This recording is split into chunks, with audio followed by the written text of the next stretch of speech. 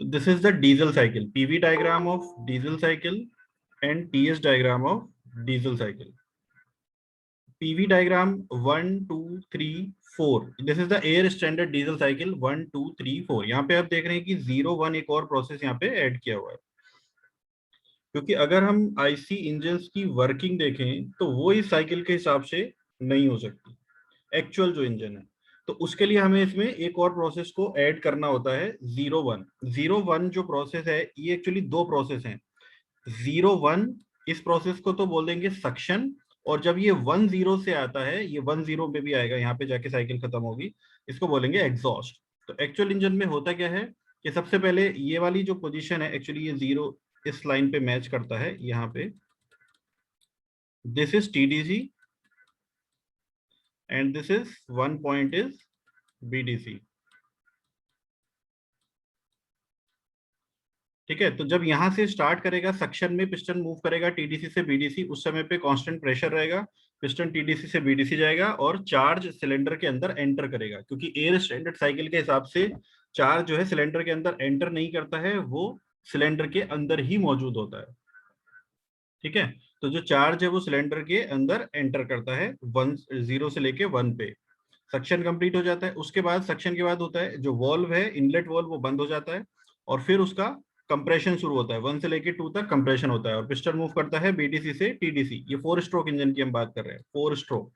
तो पहला स्ट्रोक जब पिस्टन टीडीसी से बीडीसी पे आ गया, दूसरा स्ट्रोक जब पिस्टन फिर से बीडीसी से टीडीसी पे चला गया, ये कंप्रेशन हो गया। कंप्रेशन होने के बाद पिस्टन फिर टीडीसी से बीडीसी जाएगा थर्ड स्ट्रोक में, और उस थर्ड स्ट्रोक में जो 2 से लेके 3 तक जब इतना मूव करेगा पिस्टन, उस समय पे इसमें क्या होता है, फ्यूल इंजेक्शन होता है। फ्यूल इंजेक्शन, जिसको हम एयर स्टैंडर्ड साइकिल में हीट एडिशन पढ़ते हैं, उसमें फ्यूल इंजेक्शन होता है और कंबस्शन होता है। देन उसके बाद में कांस्टेंट प्रेशर 3 पॉइंट के बाद में जो फ्यूल 3 पॉइंट मैंने बताया था कट ऑफ पॉइंट, तो अगर एयर स्टैंडर्ड साइकिल के हिसाब से हम देखेंगे तो 3 पॉइंट जो है वो क्या हो जाएगा, कट ऑफ पॉइंट। किसका कट ऑफ, हीट एडिशन का कट ऑफ। लेकिन एक्चुअल साइकिल में ये कट ऑफ किसका होता है, फ्यूल सप्लाई का कट ऑफ। जो फ्यूल इंजेक्ट हो रहा था 2 से 3 प्रोसेस में, 3 पॉइंट पे जाके वो कट हो जाता है। अब और फ्यूल एंटर नहीं करेगा, जितना फ्यूल उसमें आ चुका है बस वही, उसी का कंबस्शन होगा और उसी से टेम्परेचर प्रेशर राइज होगा, जिसकी वजह से अब जो पिस्टन है वो आगे की तरफ मूव करेगा एक्सपेंशन स्ट्रोक में, विच इज 3 to 4। तो 2 3 कांस्टेंट प्रेशर और 3 4 आइसेंट्रोपिक। तो ये जो तीसरा पावर स्ट्रोक है, ये दो पार्ट में डिवाइड हो जाता है, 2 3 कांस्टेंट प्रेशर और 3 4 आइसेंट्रोपिक में। ठीक है, उसके बाद 4 पॉइंट पे जब बीडीसी पर रहेगा कांस्टेंट वॉल्यूम पे, जो है वो एग्जॉस्ट वाल्व ओपन हो जाएगा। एग्जॉस्ट वाल्व ओपन होते ही जो हीट, बची हुई हीट है, वो रिजेक्ट हो जाएगी, बाहर चली जाएगी, और उसके बाद जो मास है उसको बाहर निकालने के लिए पिस्टन को बीडीसी से टीडीसी तक वापस जाना पड़ेगा कांस्टेंट प्रेशर पे।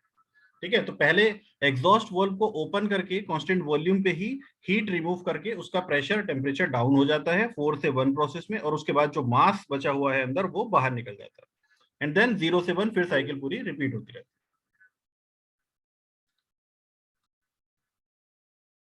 ठीक है, तो ये समझ में आ गया। ये टीएस डायग्राम जो है वो एयर स्टैंडर्ड साइकिल के हिसाब से ही है, जो पिछले लेक्चर में ऑलरेडी मैंने एक्सप्लेन किया हुआ है। अब देखते हैं इसकी इफिशियंसी को हम कैसे ड्राइव करते हैं। इफिशियंसी को डेरिवेशन देखते हैं उसकी, थर्मल इफिशियंसी।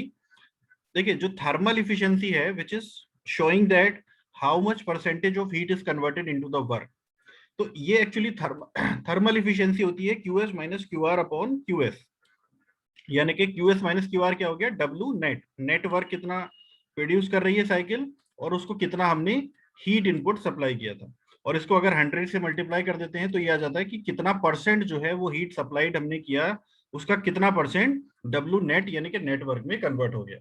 लेकिन चूंकि ये एयर स्टैंडर्ड साइकिल है, इसलिए इसी थर्मल इफिशियंसी को एयर स्टैंडर्ड साइकिल में एयर स्टैंडर्ड इफिशियंसी बोल देते हैं। एक्चुअली में ये थर्मल इफिशियंसी ही है, लेकिन एयर स्टैंडर्ड साइकिल की वजह से इन सारी इफिशियंसीज को एयर स्टैंडर्ड इफिशियंसी बोल देते हैं। ठीक है, तो बेसिकली एयर स्टैंडर्ड इफिशियंसी भी क्या है, थर्मल इफिशियंसी ही है। तो डीजल साइकिल में देखते हैं हीट सप्लाइड, हीट सप्लाई किसमें हुआ, कांस्टेंट प्रेशर में। तो कांस्टेंट प्रेशर में 2 3 प्रोसेस में, तो कितना आ गया, M C P T three minus T two. फिर heat rejected M C B constant volume में हुआ और 4 1 में हुआ। तो एक्चुअली जो प्रोसेस है वो 4 1 है, ठीक है, लेकिन हीट रिजेक्टेड था तो माइनस आएगा। ठीक है, एक्चुअली में क्या होता है, जो प्रोसेस है वो 4 1 है, तो टेम्परेचर क्या आएगा final temperature minus initial temperature. Process 4-1 है तो फाइनल टेम्परेचर 1 और इनिशियल टेम्परेचर 4 T4। लेकिन हमने इसको रिवर्स कर दिया क्योंकि हीट रिजेक्टेड था तो ये माइनस में आएगा, इसलिए हमने इसको जो है वो रिवर्स कर दिया, T4 माइनस T1 कर दिया। और नीचे डिवाइडेड में क्या है, QS हीट सप्लाइड। ठीक है, जब इसको हम अलग अलग करेंगे तो ये जो वाला पार्ट है MCP T3 माइनस T2 और MCP T3 माइनस T2, जब इसको इससे डिवाइड करेंगे तो यहाँ पे तो 1 आ जाएगा और माइनस साइन था ये बीच में, माइनस माइनस ये वाली term MCV T4 minus T1 और MCP T3 माइनस T1 में MM कैंसिल हो जाएंगे तो बचेगा CV T4 माइनस T1 और CP T3 माइनस T2। अब देखो CP अपॉन CV होता है गामा, तो CB अपॉन CP क्या हो गया, 1 अपॉन गामा। अब बचता है T4, T1, T3 और T2। तो अब हम इसमें क्या करेंगे, देखो जो न्यूमरेटर पार्ट है उसमें हम T4 की वैल्यू को T1 की टर्म में कन्वर्ट अगर कर लेंगे तो ऊपर से T1 कॉमन आ जाएगा। उसी तरीके से T3 और T2 को भी अगर हम T1 की टर्म में कन्वर्ट कर लेंगे तो नीचे से भी T1 कॉमन आ जाएगा और ऊपर नीचे से T1 जो है वो कैंसिल आ जाएगा और जो बचेगा यहाँ पे वो हो जाएगी इफिशियंसी ऑफ डीजल साइकिल। तो हम इसको T4, T3 और T2 को T1 की टेम्परेचर में कन्वर्ट करते हैं। देखिए कैसे करेंगे, तो एक एक प्रोसेस को एनालाइज करते हैं। सबसे पहले प्रोसेस 1-2। प्रोसेस 1-2 कौन सा है, प्रोसेस है आइसेंट्रोपिक प्रोसेस। तो आइसेंट्रोपिक प्रोसेस में अगर हम टेम्परेचर और वॉल्यूम का रिलेशन देखें, देखिए ये आइसेंट्रोपिक प्रोसेस में ऑलरेडी हम प्रेशर और वॉल्यूम का रिलेशन देख चुके हैं, which is P V to the power gamma is equal to constant. ठीक है, यानी कि P1 V1 to the power gamma is equal to P2 V2 to the power gamma. This is the relation between pressure and volume. और pressure और temperature का बेटन cycle में बहुत ज्यादा हमने यूज किया है, वो भी हम देख चुके हैं। वो क्या था, T2 upon T1 is equal to P2 upon P1 to the power gamma minus 1 upon gamma. ठीक है, ये हो गया टेम्परेचर और प्रेशर का। अब बचा क्या, टेम्परेचर और वॉल्यूम बचा। तो टेम्परेचर और वॉल्यूम का रिलेशन जब हम देखते हैं तो वो होता है T2 upon T1 is equal to, यहाँ पे उल्टा हो जाएगा, V1 upon V2 to the power gamma minus 1। ठीक है, ये हो जाएगा गामा माइनस 1। तो ये प्रेशर और वॉल्यूम का रिलेशन, ये टेम्परेचर और प्रेशर का, और ये टेम्परेचर और वॉल्यूम का। और ये V1 अपॉन V2 क्या है, compression ratio. V1 upon V2 क्या है, कंप्रेशन रेशियो। यानी कि T2 upon T1 is equal to कितना हो जाएगा, R to the power gamma minus 1। और T1 को जब उधर लेके जाएंगे तो T2 कितना हो जाएगा, T1 R to the power gamma minus 1। ठीक है, तो T2 की वैल्यू T1 की टर्म में आ गई, T1 R to the power gamma minus 1। अब देखते हैं T3 की वैल्यू को। तो T3 किस में आएगा, प्रोसेस 2-3 में। 1-2 तो हमने कंसीडर कर लिया ऑलरेडी, अब हम जाएंगे प्रोसेस 2-3 में। जो 2-3 प्रोसेस है वो कैसा प्रोसेस है, कांस्टेंट प्रेशर। तो कांस्टेंट अगर प्रेशर प्रोसेस है तो डायरेक्टली टेम्परेचर जो है वो डायरेक्टली प्रोपोर्शनल हो जाएगा वॉल्यूम के। अब यहाँ पे देखो प्रोसेस का फर्क है, यहाँ आइसेंट्रोपिक था, आइसेंट्रोपिक होने की वजह से टेम्परेचर वॉल्यूम के डायरेक्टली प्रोपोर्शनल नहीं था, बल्कि वॉल्यूम की पावर गामा माइनस 1 के डायरेक्टली प्रोपोर्शनल था। लेकिन यहाँ पे प्रेशर कांस्टेंट है, इसलिए जो टेम्परेचर है वो डायरेक्टली प्रोपोर्शनल होगा वॉल्यूम के। आइडियल गैस इक्वेशन से P V is equal to M R T। ठीक है, तो देखो यहाँ पे R कांस्टेंट है, M कांस्टेंट है, और अगर P भी कांस्टेंट हो जाता है तो volume is directly proportional to temperature, या फिर temperature is directly proportional to volume. ठीक है, तो वहीं से हम यहाँ पे लिखेंगे, देखो अगर टेम्परेचर जो है डायरेक्टली प्रोपोर्शनल है वॉल्यूम के और प्रोसेस है 2-3, तो इसको हम लिख सकते हैं इस तरीके से, T3 upon T2 is equal to V3 upon V2। ठीक है, T3 upon T2 is equal to V3 upon V2। And remember V3 upon V2, V3 is cut off volume, V2 is clearance volume. इन दोनों का ratio क्या बन जाता है, cut off ratio, which is RC। तो V3 upon V2 is cut off ratio which is RC। तो T3 की वैल्यू कितनी होगी, T2 RC, और T2 की वैल्यू ऑलरेडी अभी हमने निकाली हुई है T1 की टर्म में। तो यहाँ पे T2 की जगह पे पुट कर देंगे ये वाली वैल्यू, तो T3 की वैल्यू आ जाएगी, देखिए T2 की वैल्यू पुट कर दी T1 R to the power gamma minus 1, और RC यहाँ पे पहले से ही था। ठीक है, तो T3 की वैल्यू जो है वो आ गई T1 R to the power gamma minus 1 RC, T1 R to the power gamma minus 1 RC। ठीक है, ये आ गई T3 की वैल्यू। उसके बाद 4 की वैल्यू को भी ऐसे निकाल लेते हैं, T4 की वैल्यू को भी T1 की टर्म में इसी तरीके से निकाल लेते हैं। तो T4 किस में आएगा, 3-4 प्रोसेस में। 1-2 हो गया, 2-3 हो गया, अब बचा 3-4। तो 3-4 प्रोसेस को देखते हैं। 3-4 प्रोसेस जो है वो अगेन आइसेंट्रोपिक प्रोसेस है। आइसेंट्रोपिक प्रोसेस है तो फिर से हमें लिखना पड़ेगा रिलेशन टेम्परेचर और वॉल्यूम वाला। टेम्परेचर और वॉल्यूम का रिलेशन क्या होता है, T4। अब अगर हम T4 अपॉन T3 लिख रहे हैं तो वॉल्यूम में उल्टा हो जाएगा, V3 अपॉन V4 आ जाएगा। जैसे T2 अपॉन T1 था तो V1 अपॉन V2 उल्टा हो गया था। उसी तरीके से हम यहाँ पे लिख रहे हैं T4 अपॉन T3, तो वॉल्यूम उल्टा हो जाएगा, V3 upon V4 to the power gamma minus 1। Power में क्या आएगा, गामा माइनस 1। अब देखिए यहाँ पे हम थोड़ा सा मॉडिफिकेशन करेंगे।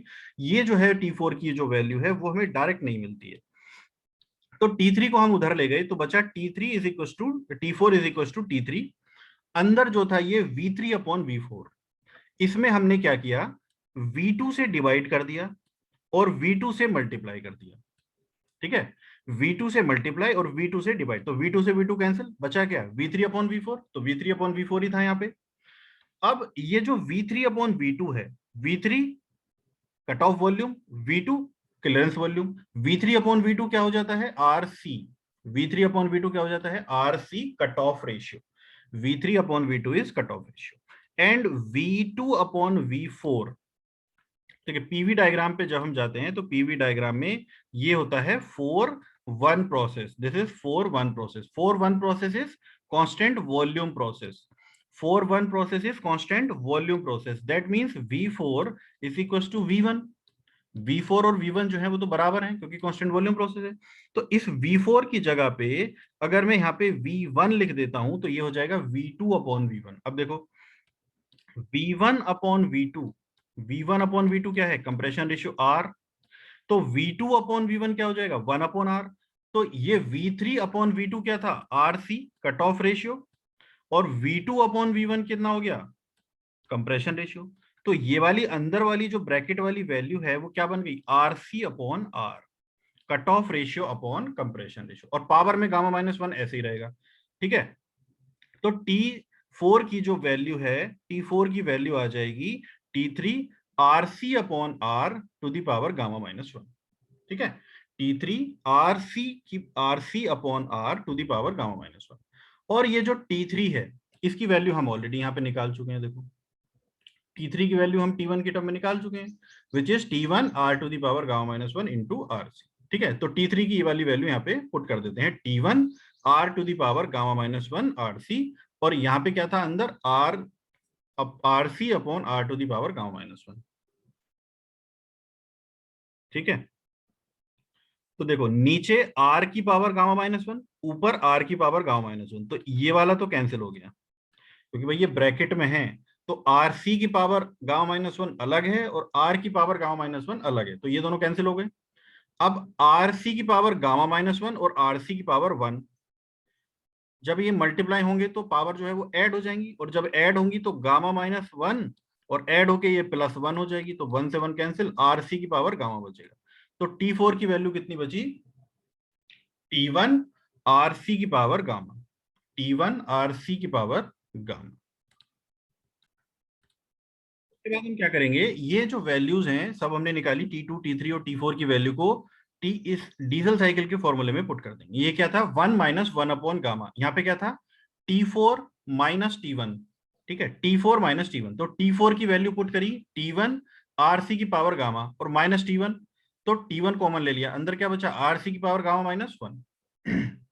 ठीक है, उसी तरीके से नीचे नीचे T3 माइनस T2, तो T3 की वैल्यू कितनी थी, R की power gamma minus 1 into RC, और T1 माइनस T2 की वैल्यू कितनी थी, T1 R की पावर गामा माइनस 1, तो यहां से भी T1 कॉमन, तो T3 वाली टर्म में क्या बचा, R की power gamma minus 1 into RC, और T2 वाली टर्म में बचा R की पावर गामा माइनस 1। तो यहाँ नीचे डिनोमिनेटर से R की पावर गामा माइनस 1 जो था वो कॉमन आ जाएगा, और T1 से T1 कैंसिल हो जाएगा, T1 से T1 कैंसिल, और R की पावर गामा माइनस 1 कॉमन, तो 1 माइनस 1 अपॉन गामा, ये तो बाहर था ही, ऊपर बचा RC की पावर गामा माइनस 1, नीचे बचा R की power gamma minus 1 into RC।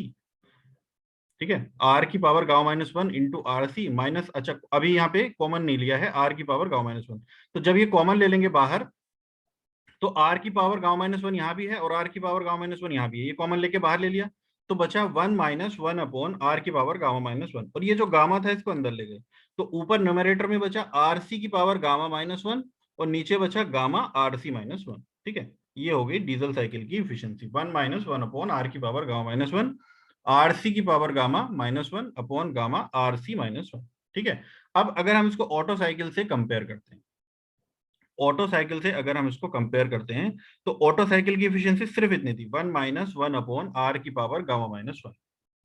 Diesel cycle में ये वाली टर्म और ऐड हो गई है, आरसी की power gamma minus 1 upon gamma RC minus 1। अब यहाँ पे दो चीजें हैं समझने वाली। पहली चीज तो ये देखिए, अगर आरसी की जो वैल्यू है वो 1 हो जाती है, तो 1 की पावर गामा यानी कि 1, 1 माइनस 1 0, और नीचे 1 माइनस 1 0। ठीक है, यानी कि V3 और V2 जो थे वो बराबर हो गए, तो कौन सी साइकिल बन जाएगी, ऑटो साइकिल। तो इफिशियंसी सिर्फ कितनी बचेगी, ये वाली। ठीक है, दूसरी चीज, ये वाली जो वैल्यू है वी आरसी कितना होता है, V3 अपॉन V2। आरसी क्या है, cut off ratio, which is V3 upon V2। और V3 जो वॉल्यूम है, अगर आप पीवी डायग्राम देखो, which is always greater than V2। V2 से कम या उसके बराबर तो हो ही नहीं सकता, अगर उसके बराबर हो गए तो ऑटो साइकिल हो जाएगी। ठीक है, तो V3 और कम तो हो ही नहीं सकता V2 से, तो V3 जो है वो V2 से हमेशा ज्यादा रहेगा। अगर V3 V2 से ज्यादा रहेगा, इसका मतलब RC is always greater than 1। RC is always greater than 1। अब देखो, यहाँ पे कुछ भी वैल्यू ले लो, 1 से ज्यादा कुछ भी आप वैल्यू ले लो इसकी, सही। ठीक है, तो यहाँ पे जो वैल्यू आएगी, सपोज आपने 1.5 ले ली या 2 ले ली, 2 ले लेते हैं, तो यहाँ पे आएगा 2 की पावर गामा, और गामा की वैल्यू है 1.4। तो अगर 2 की पावर 1.4 करेंगे तो 2 से ज्यादा ही आएगा, यहाँ पे सपोज 3 आ जाएगा, 2.5 आ जाएगा, तो उसमें से 1 माइनस करेंगे और यहाँ पे डायरेक्टली 2 में से माइनस करेंगे, तो यानी कि न्यूमरेटर वाली जो टर्म है वो ज्यादा आएगी हमेशा। इसका मतलब क्या हुआ कि ये जो टोटल वैल्यू है वो हमेशा जो है 1 से ज्यादा रहेगी। ये वाली जो वैल्यू है वो हमेशा 1 से ज्यादा रहेगी। अब ये वाली वैल्यू अगर 1 से ज्यादा रहेगी, तो जब इसका मल्टीप्लीकेशन होगा इस टर्म में, यानी कि ये जो टोटल टर्म है वो पहले के मुकाबले, यानी कि 1 अपॉन आर की पावर गामा माइनस 1 के मुकाबले ये थोड़ी ज्यादा हो जाएगी। अगर ये ज्यादा हो जाएगी यानी कि एफिशिएंसी कम आएगी। तो यहाँ पे कंक्लूजन यही निकल के आता है सिर्फ, कि अगर सेम कंप्रेशन रेशियो पे हम डीजल साइकिल और ऑटो साइकिल चलाते हैं, अगर सेम कंप्रेशन रेशियो पे हम डीजल साइकिल और ऑटो साइकिल चलाते हैं, तो ऑटो साइकिल की इफिशियंसी डीजल साइकिल की इफिशियंसी से ज्यादा होगी। अगर सेम कंप्रेशन रेशियो पे दोनों साइकिल को चलाते हैं, तो ऑटो साइकिल की इफिशियंसी डीजल साइकिल की इफिशियंसी से ज्यादा होगी। ठीक है, Otto cycle means petrol engine मान लीजिए आप, और diesel cycle means diesel engine. ठीक है, लेकिन ऐसा होता नहीं है, दोनों को सेम कंप्रेशन रेशियो पे नहीं चलाते हैं। ऑटो साइकिल में कंप्रेशन रेशियो कम रहता है, डीजल साइकिल में कंप्रेशन रेशियो ज्यादा रहता है, इंजन में कंप्रेशन रेशियो ज्यादा रहता है, इसलिए जो डीजल साइकिल है उनकी इफिशियंसी ज्यादा रहती है। लेकिन अगर सेम कंप्रेशन रेशियो पे कोई पूछता है, अगर आपसे कोई सिंपल ये क्वेश्चन पूछता है कि डीजल साइकिल की इफिशियंसी ज्यादा है या पेट्रोल साइकिल, ठीक है, तो आपका क्वेश्चन ये होगा कि कंडीशन क्या है। सेम कंप्रेशन रेशियो के लिए अगर वो बोलेंगे, तो सेम कंप्रेशन रेशियो के लिए ऑटो की ज्यादा होती है, और अगर कोई भी कंडीशन नहीं दी तो फिर डीजल की ज्यादा होती है। ठीक है, क्योंकि सिर्फ एक कंडीशन ऐसी है सेम कंप्रेशन रेशियो जिसमें डीजल ऑटो साइकिल की एफिशिएंसी ज्यादा होती है, डीजल कम। बाकी बहुत और भी बहुत सारी कंडीशन है, और बाकी सारी कंडीशंस के लिए डीजल साइकिल की एफिशिएंसी ऑटो से ज्यादा होती है। ठीक है, तो this is about the efficiency of diesel cycle. उसके बाद आते हैं डुअल साइकिल की एफिशिएंसी। तो डुअल साइकिल की एफिशिएंसी में भी हम सेम बिल्कुल उसी तरीके से निकाल सकते हैं। यहाँ पे जो इसकी एफिशिएंसी का फॉर्मूला आएगा, क्योंकि यहाँ पे जो हीट एडिशन है वो कांस्टेंट वॉल्यूम में भी है और कांस्टेंट प्रेशर में भी है। तो दिस पार्ट, ये वाला जो बड़ा वाला पार्ट है, M C B T three minus T two plus M C P T four minus T three, this is the heat addition. ये टोटल जो है वो क्या है, हीट एडिशन। नीचे डिनोमिनेटर में भी यही वाली टर्म है, तो इसको जब इससे डिवाइड करेंगे तो 1 आ जाएगा, और हीट रिजेक्टेड में ये आ जाएगा। तो सीबी से इधर डिवाइड कर देंगे तो यहाँ पे तो कुछ नहीं बचेगा, सीबी से सीबी कैंसिल हो जाएगा, यहाँ पे सीपी अपॉन सीबी गामा हो जाएगा, तो ये गामा आ गया, यहाँ पे ये गामा आ गया, T four minus T three. अब हमें यहाँ पे भी सेम वही अब अप्लाई करना है, बिल्कुल वैसे ही। T1 की टर्म में T2, T3, T4 और T5 को निकाल लेंगे, बिल्कुल सेम वैसे ही जैसे अभी निकाला था। तो T2 की टर्म, ये तो पहले भी हमने निकाला है, T1 R to the power gamma minus 1 होता है, T3 को निकालेंगे, प्रेशर रेशियो की टर्म में आ जाएगा। उसी तरीके से 2-3 प्रोसेस अप्लाई कर देंगे, फिर 3-4 अप्लाई करेंगे तो T4 आ जाएगा, फिर 4-5 अप्लाई करेंगे तो T5 आ जाएगा। उसी तरीके से इसको अलग अलग कर लेंगे। तो सारी वैल्यूज को निकाल के ये T5 की वैल्यू आ जाएगी। सारी वैल्यूज को निकालने के बाद जब इसमें पुट करेंगे तो ये ड्यूल साइकिल की इफिशियंसी इस तरीके से बन जाएगी। T1 ऊपर से कॉमन, नीचे से T1 कॉमन, दोनों कैंसिल आउट हो जाएंगे। ठीक है। अब इस साइकिल में R C cut off ratio की वैल्यू को अगर 1 करेंगे तो ऑटो साइकिल बन जाएगी, और अगर आर पी प्रेशर रेशियो की वैल्यू को 1 करेंगे तो डीजल साइकिल बन जाएगी। ठीक है, this is the efficiency of dual cycle. तो एक क्वेश्चन देखते हैं ऑटो साइकिल का कि कैसे न्यूमेरिकल जो है वो सॉल्व करते हैं। क्वेश्चन क्या है, in an auto cycle air at 17 degree Celsius and 1 bar is compressed adiabatically until the pressure is 15 बार। यानी कि 1 पॉइंट पे जो एयर है वो 17 डिग्री सेल्सियस और 1 बार पे एंटर करती है, और कंप्रेशन के बाद जो प्रेशर है यानी कि P2 जो प्रेशर है वो 15 बार हो जाता है। Heat is added at constant volume पे ही ऐड होती है ऑटो साइकिल में, until the pressure rises to 40 bar, यानी कि P3 की वैल्यू भी दी हुई है, 40 बार दी हुई है।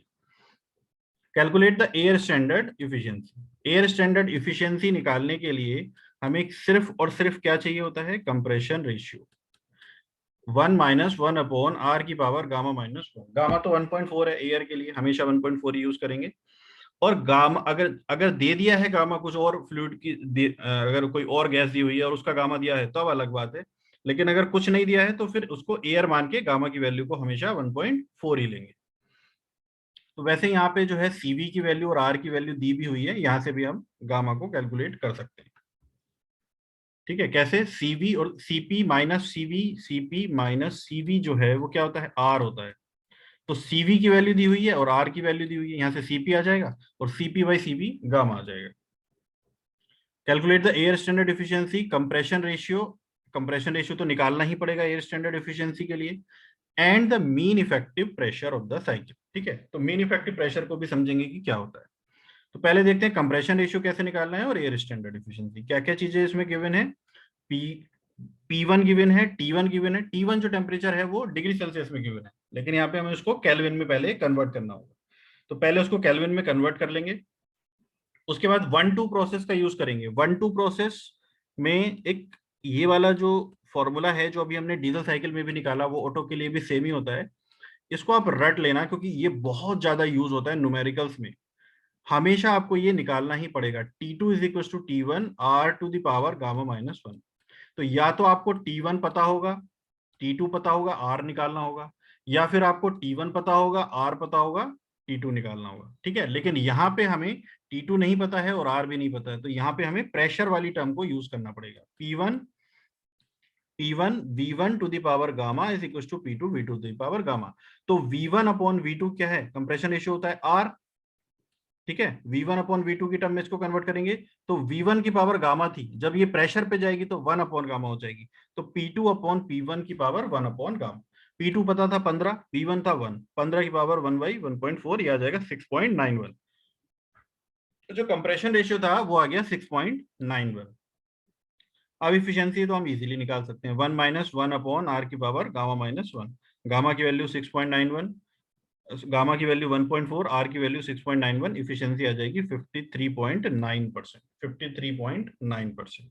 ठीक है, अभी इस T2 is equal to T1, R की पावर गामा माइनस 1 से T2 निकाल सकते हैं, तो T2 आ जाएगा 629 केल्विन। T1 की वैल्यू उस क्वेश्चन में गिवन है, तो 629.5 केल्विन जो है वो T2 की वैल्यू आ जाएगी।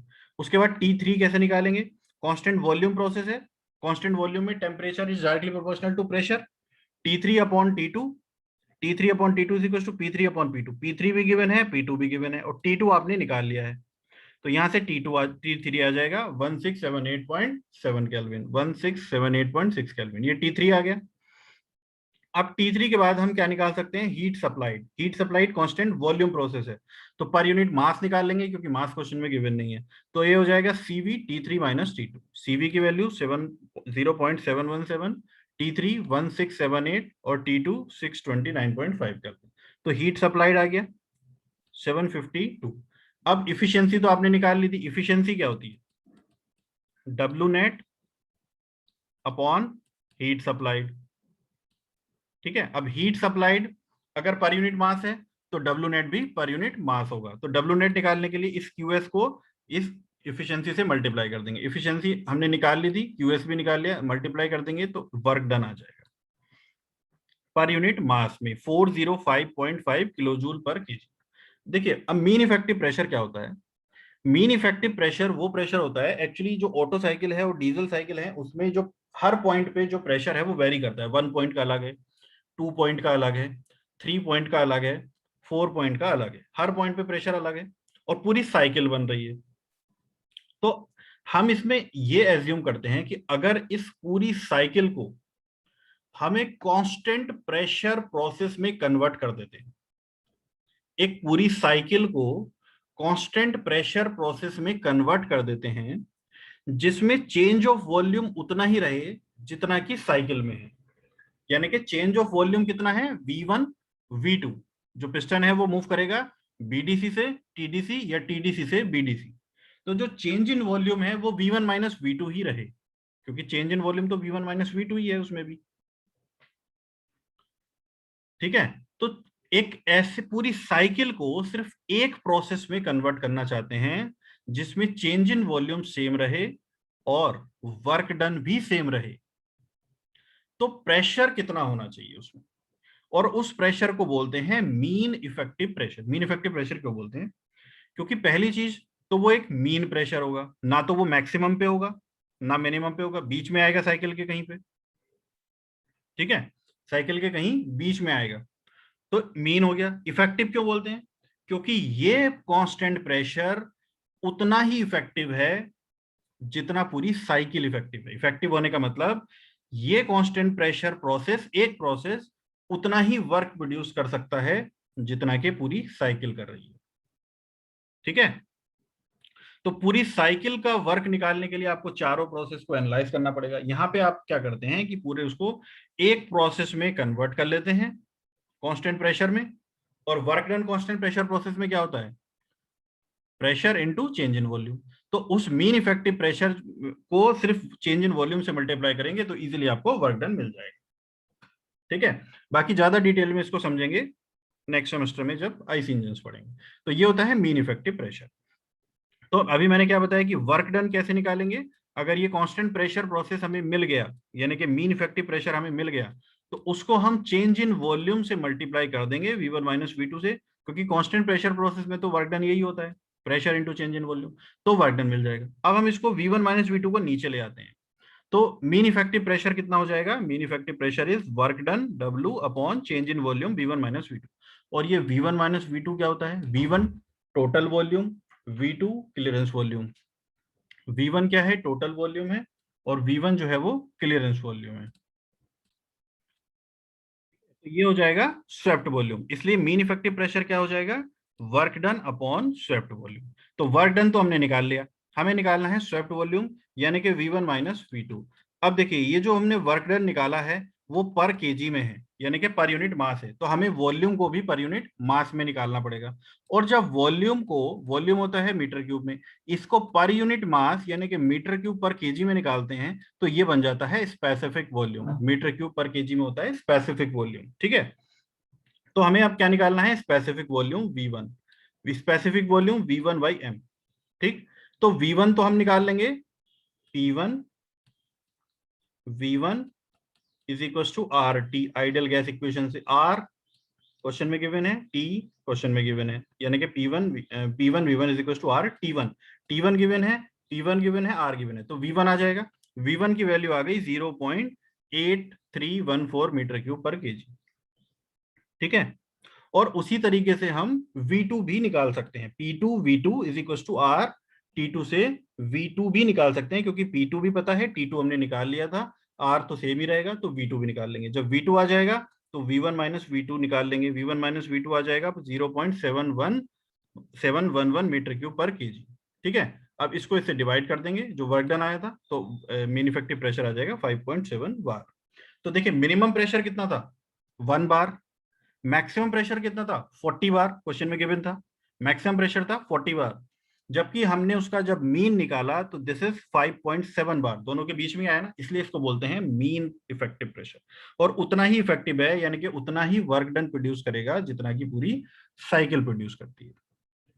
तो यहाँ पे हमने हीट सप्लाइड भी निकाल लिया, वर्क डन भी निकाल लिया, मीन इफेक्टिव प्रेशर भी निकाल लिया और इफिशियंसी भी निकाल ली। इससे ज्यादा क्वेश्चन में और कुछ नहीं पूछा जाता। तो एक सिंपल सारी साइकिल्स में, स्पेशली ऑटो डीजल में जो भी कुछ पूछा गया है उसको फाइंड आउट करने का एक सबसे सिंपल तरीका ये होता है कि कुछ ना कुछ कंडीशन जो क्वेश्चन में गिवन है उनके बेसिस पे आप सिर्फ हर पॉइंट का टेम्परेचर फाइंड आउट कर लीजिए। एक बार आपने टेम्परेचर फाइंड आउट कर लिया तो आप हीट सप्लाइड भी निकाल सकते हैं, हीट रिजेक्टेड भी निकाल सकते हैं, इफिशियंसी भी निकाल सकते हैं, वर्क डन भी निकाल सकते हैं और मीन इफेक्टिव प्रेशर भी निकाल सकते हैं। तो देखते हैं एक डीजल साइकिल के क्वेश्चंस को किस तरह से सॉल्व करेंगे। एक डीजल साइकिल का क्वेश्चन है, in an air standard diesel cycle the compression ratio is 16। देखिए वहां पे अभी हमने ऑटो साइकिल का जो क्वेश्चन किया वहां पे हमने कंप्रेशन रेशियो फाइंड आउट किया था विच इज नियर अबाउट 7, और यहाँ पे 16 दिया हुआ है, तो डीजल साइकिल में कंप्रेशन रेशियो ज्यादा होता है। And at the beginning of isentropic compression, यानी कि 1 पॉइंट की बात चल रही है, the temperature is 15 degree Celsius and the pressure is 0.1 mega pascal, यानी कि 1 बार। Heat is added until the temperature at the end of constant pressure process is 1480 degree Celsius. ये किसकी वैल्यू है? T3 की वैल्यू है। Calculate the cut off ratio, heat supplied, cycle efficiency and mean effective pressure. Mean effective pressure को बाद में देखेंगे, heat supplied, cycle efficiency और कट ऑफ रेशियो को पहले फाइंड आउट कर लेते हैं। तो कंप्रेशन रेशियो 16 गिवन है, T1 गिवन है 288 kelvin which is 15 degree Celsius given है 1 पॉइंट का, तो 288 केल्विन। P1 गिवन है 1 बार, ठीक है, P1 जो है वो 1 बार है, लेकिन बार में आप पुट नहीं करते हैं प्रेशर की वैल्यू को, अगर रेशियो है तो बात अलग है। किलो पास्कल में यहाँ पे हम पुट करेंगे तो 100 किलो पास्कल हो जाएगा। T3 की वैल्यू भी गिवन है which is 1480 degree Celsius, kelvin में 1753 केल्विन। T2 गिवन नहीं है तो T2 निकाल लेंगे, वही same formula, T2 is equal to T1 R की पावर गामा माइनस 1 से। तो R गिवन है, गामा पता है 1.4, T1 पता है, तो T2 आ जाएगा 873 केल्विन। T2 आ गया 873 केल्विन, ठीक है।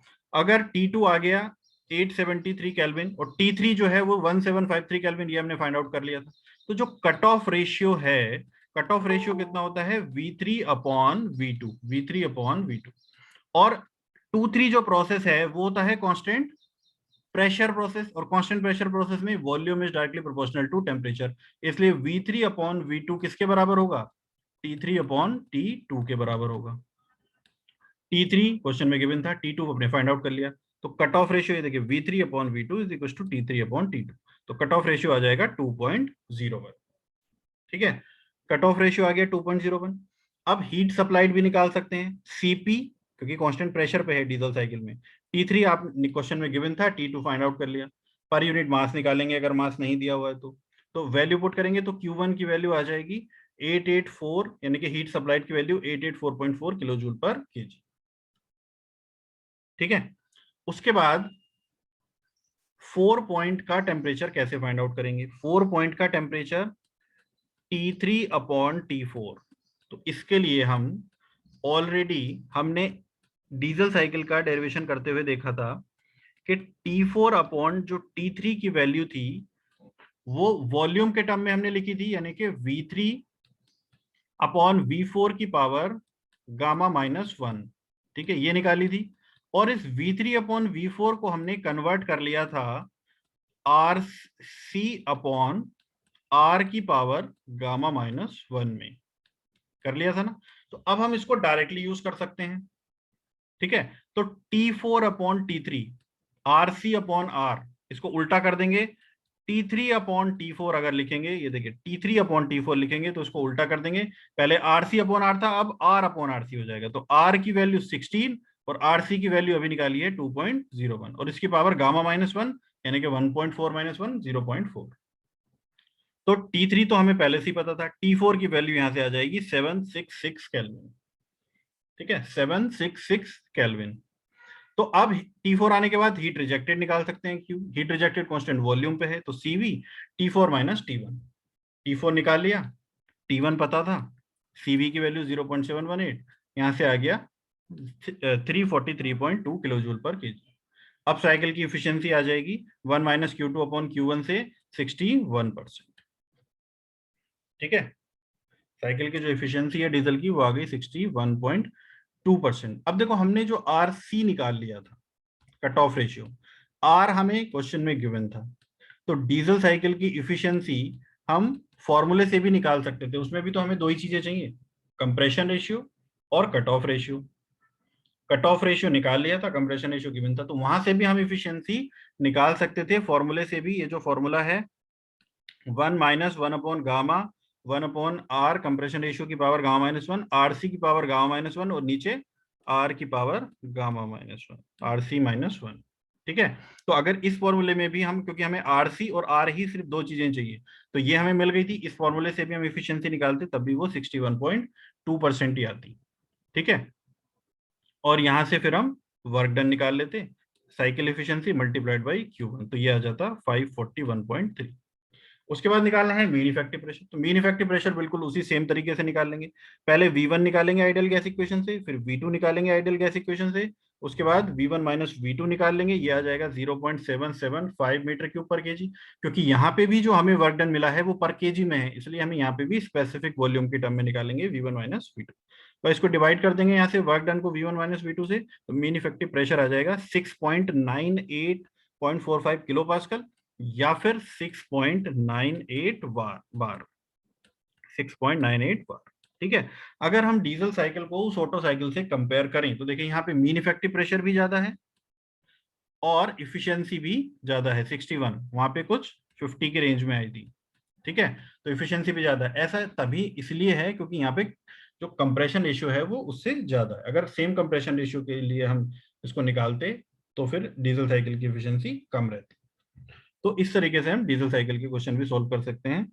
एक ही सिर्फ मूल मंत्र है, हर पॉइंट का टेम्परेचर निकालिए। जैसे इसमें निकाला T1 गिवन था, T3 गिवन था, T2 निकाल लिया, T4 निकाल लिया, बस एक बार टेम्परेचर आ गया हर पॉइंट पे, उसके बाद सारे क्वेश्चन इजिली सॉल्व हो जाएंगे।